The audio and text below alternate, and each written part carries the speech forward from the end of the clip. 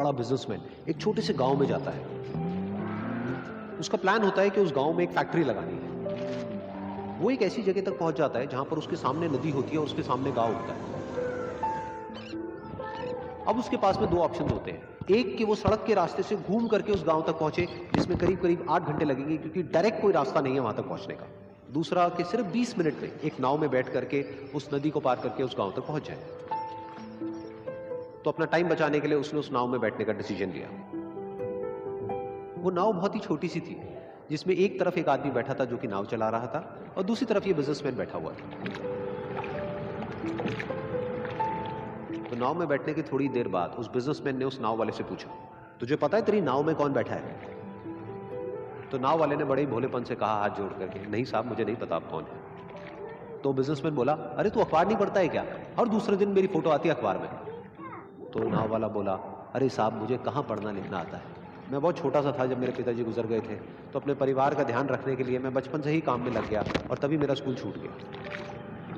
ये सुन करके उस बिजनेसमैन ने उसका मजाक उड़ाते हुए उसको कहा, तुझे पढ़ना लिखना तक नहीं आता है, ऐसी जिंदगी का क्या फायदा? ये सुन करके उस नाव वाले को बुरा तो लगा लेकिन उसने कुछ नहीं कहा।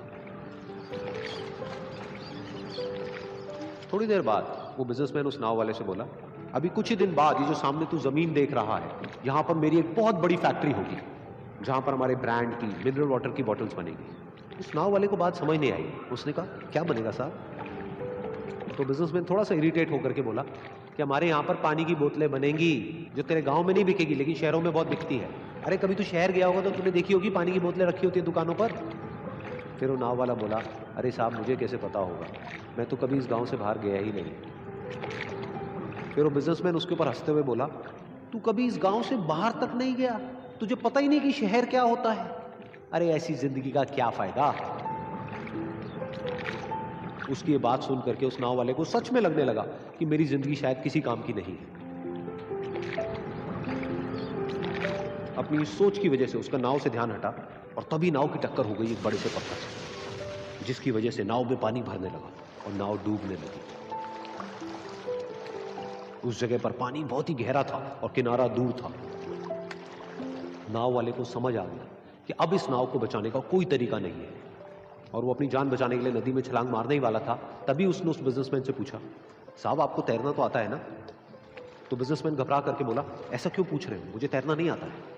उसकी ये बात सुन करके नाव वाले को हंसी आ गई और वो बोला, अरे साहब आपको तैरना तक नहीं आता, ऐसी जिंदगी का क्या फायदा?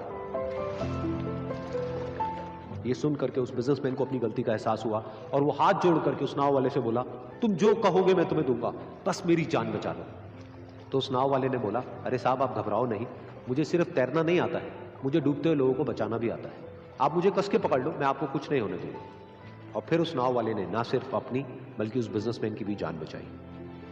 तो इस कहानी से हम एक बहुत बड़ी सीख ले सकते हैं कि हमें जिंदगी में कभी भी किसी का भी मजाक नहीं उड़ाना चाहिए या उसको अपने से कम नहीं समझना चाहिए, क्योंकि हमें नहीं पता कि हमें कब, कहां, कैसे, किसकी जरूरत पड़ जाए।